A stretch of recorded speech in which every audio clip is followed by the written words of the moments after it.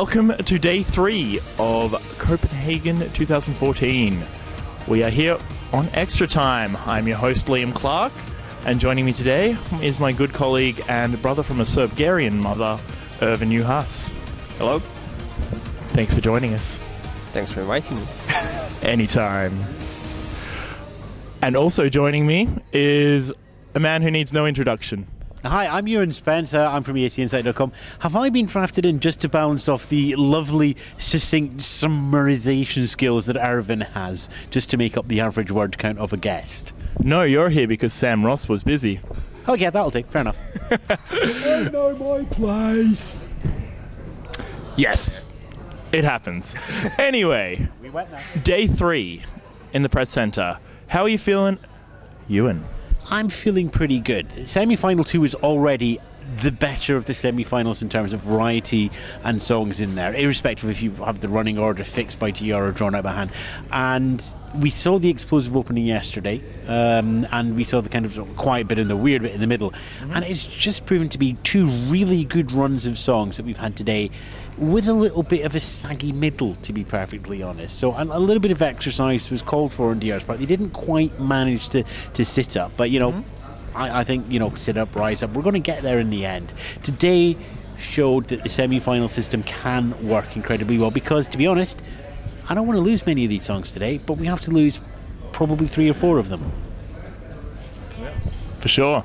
Ervin, how do you feel about today in the press centre? Well, watching all these rehearsals was a lot of fun, first of all. Some of them really surprised me in a positive way. Some of them, I didn't expect them to be that as bad or as, let's say, I expected them to be better, to put that nicely. What was that, Ewan? No, that's okay, turn about. All right, sorry. But no, as Ewan said, I think the running order worked perfectly fine, the way DR fixed it or draw it.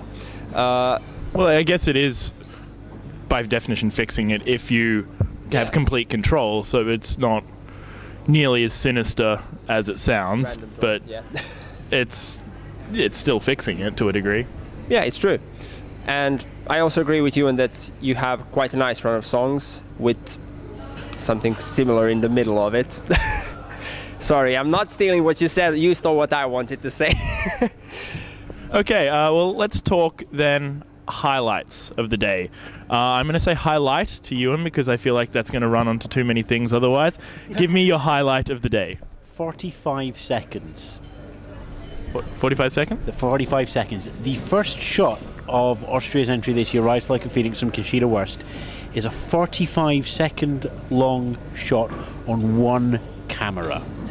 Now, when you look at the main camera shot time for other songs, they're coming in about 1.7, 1.8 seconds between camera shots and changes to cameras and moving around. 45 seconds on a pullback from the far back of the auditorium, slowly into Conchita Wurst, and then pulling back again is very brave in modern television. It's not the sort of thing that people at home are expecting.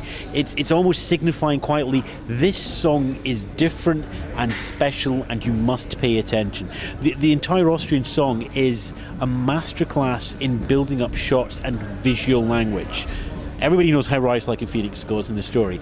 The first 2 minutes, whenever we have a close-in or a 3/4 length shot of Conchita, the camera's below her eye line.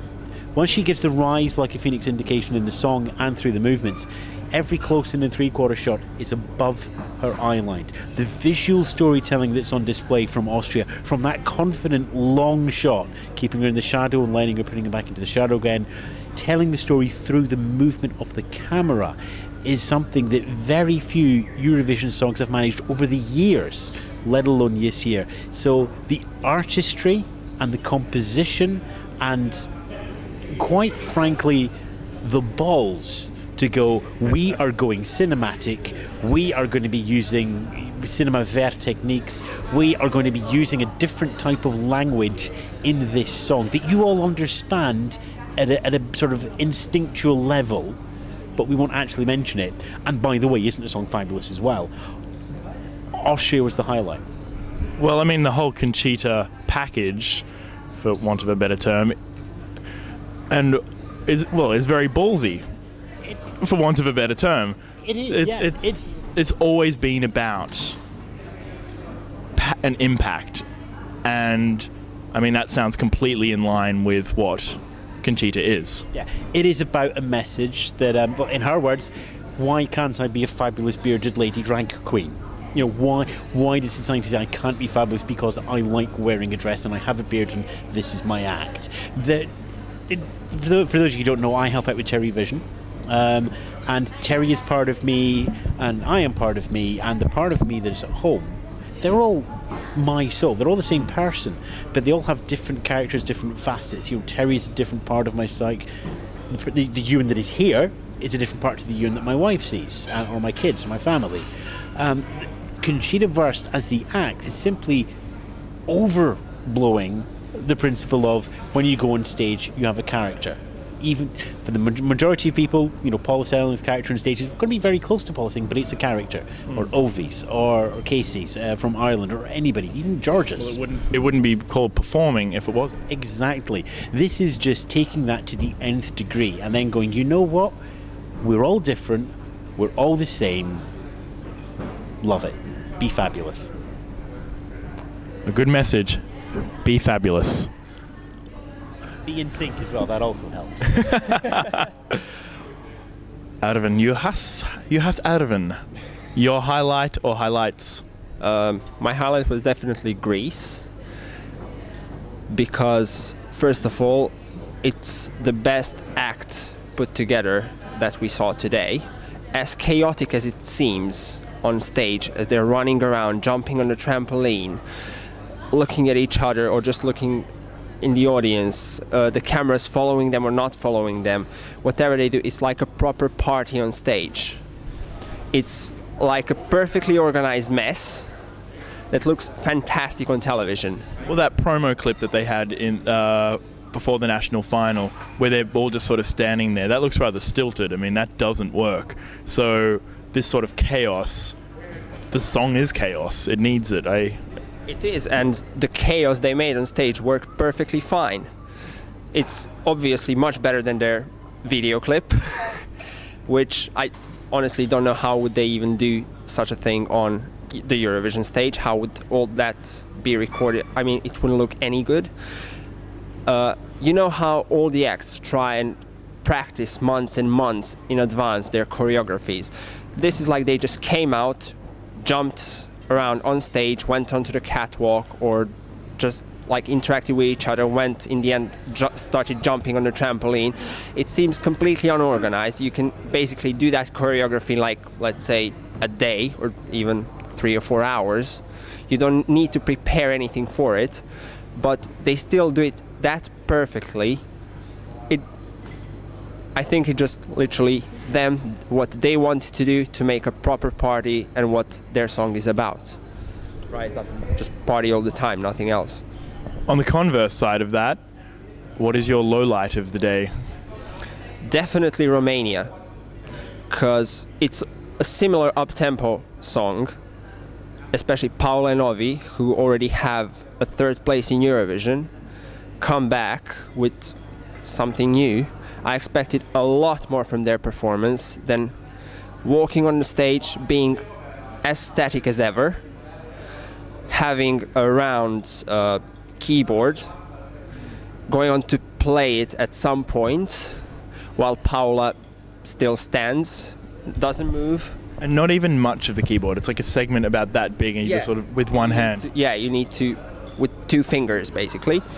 Paula just stands. She sings perfect. Both of them sing perfectly, but just literally nothing happens. It doesn't come across on the screen any good, and you would expect a lot more from them, especially after what they did in 2010. Something new, something innovative like it was with the piano. This was a complete zero for me. Fair enough. Ewan Spence, same question, or do you want to elaborate on Ervin? I'm going to take up Ervin's point initially, and you know, the most disappointing thing about the Romanian performance was I just looked at it and think that could have been Hearts Collide there. And that would have been wonderful at that point in the running order, and it would have sealed a fantastically varied semi-final. As it is, it just felt cheap, and somebody somewhere thought that a circular piano keyboard at a 30-degree angle would be a really good idea. Somebody thought that choreography-wise you could hear the first 6 bars of the piano being played before Ovi starts playing the piano, completely destroying what little illusion you had. What's the rule we say? You don't go back again. Paula and Ovi, you don't go back again. Unless you have something that can do better, I think. I think if you've got something that can do better than third, a masterpiece, go back, but... Yeah, but there's been very few songs in the 1600 song history of Eurovision where you've went in knowing it was going to be a top 3. We could probably count them on one hand. So you're not going to know. It was a huge risk for their artistic career. I'm not sure if they burnt a lot of bridges in Romania, but there was certainly a feeling of it that their win was easier than it would be for another duet to take the same song. But that wasn't the most disappointing thing. The most disappointing thing for me was Ireland.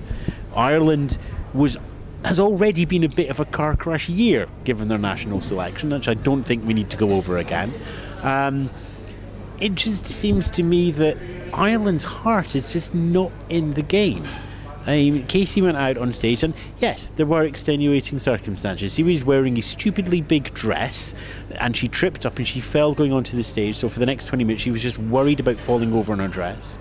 But at the same time, the singing was thready. She is very much of a bronzed skin out of the local chemist.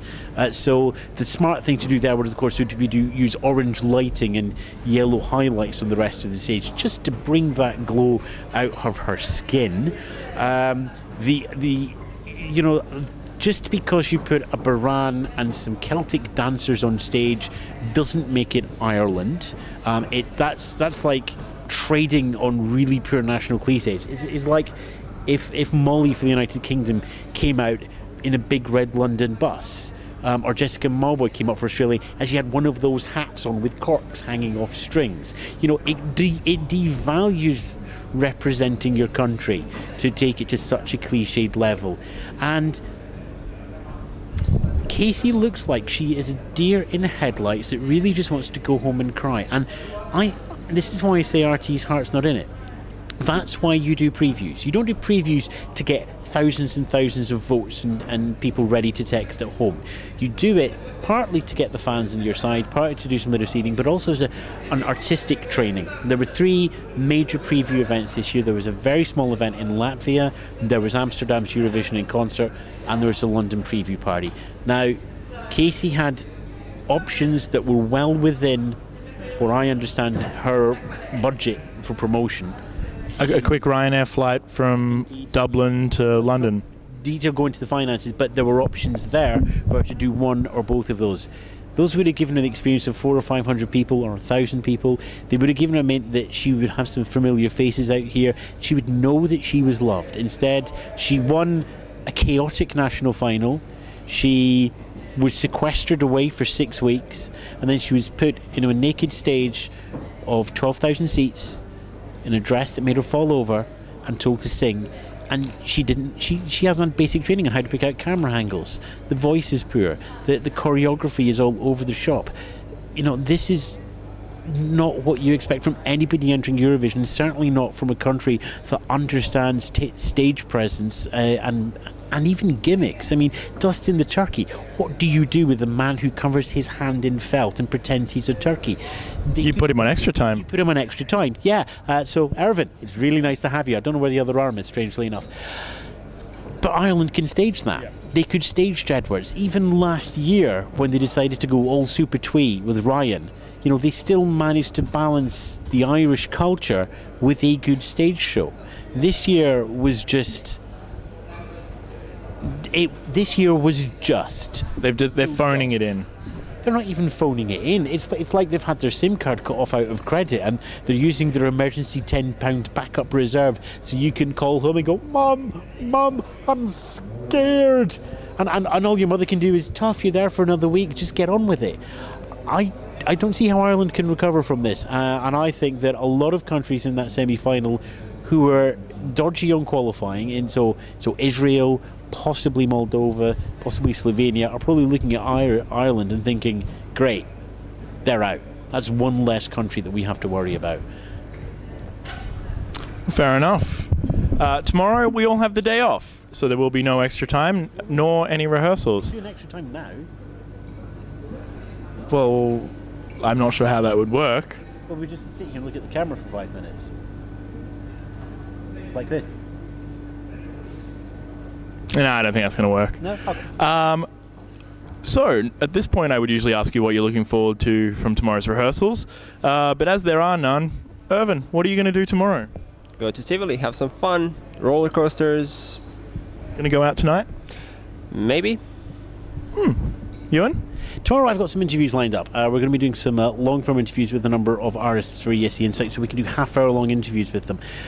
Much as the 3, 4, 5 minute long interviews that you get at Eurovision are wonderful and give you a chance to meet the artist, it doesn't give you a lot of time to actually find out more about them and actually find out why they're here, what makes them tick, what it's doing for their entire career. So we've already done one this year on Insight, so we're going to try another couple and just get a feel of that. And so what happens when we actually talk one-on-one for 30 minutes, no interruptions, nothing else getting in the way. So we're heading out to the hotels with the delegations, who also, of course, have the day off, to do some recording with them. May I ask who you're speaking to, or is that a secret? At the moment, we're just waiting for confirmations, but we do have Malta lined up as one of them. Of course. And we've previously done one with Austria, which is back up on the website as well already. Excellent. Well, the press conference of Romania is starting next to us, so we'll wrap it up here. Thank you for joining us in the Press Centre's cafeteria. I'm Liam Clark. Ervin Juhas. And I'm Ewan Spence. Thanks for watching. Oh, that's your bit, sorry. Go on. You can do it, yeah. Got it. This is Xtratime saying we're out of time. Catch you tomorrow. That was good. You can have that.